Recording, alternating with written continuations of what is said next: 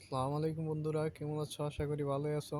আজকে আমরা জানবো মদিনা শহরের একটি কবরস্থান জান্নাতুল বাকি সম্পর্কে। প্রিয় নবী হজরত মোহাম্মদ সাল্লাল্লাহু আলাইহি সাল্লামের স্ত্রী, পুত্র, কন্যা, তার পরিবারের অনেক সদস্য এবং যেখানে রয়েছে লাখো সাহাবীদের কবর। এই কবরস্থানটি হলো মদিনা শহরের মসজিদে নববীর পূর্ব প্রান্তে অবস্থিত, যার নাম হলো জান্নাতুল বাকি, আরবিতে বাকিউল কারকাত।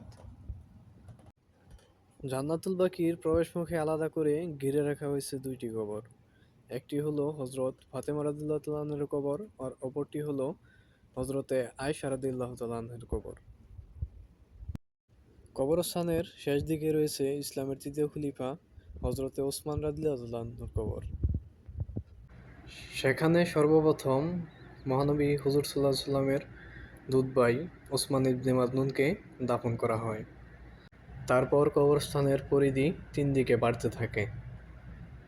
বর্তমানে বিশাল জায়গা জুড়ে বিস্তৃত জান্নাতুল বাকি।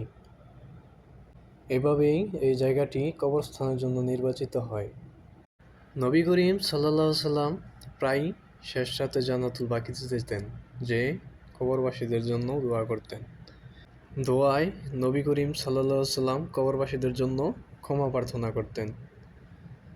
বর্তমানে জান্নাতুল বাকি ফজর ও আসরের নামাজের পরে খুলে দেওয়া হয়। সেই সময় পুরুষরা কবর জিয়ারতের জন্য ভিতরে যেতে পারেন।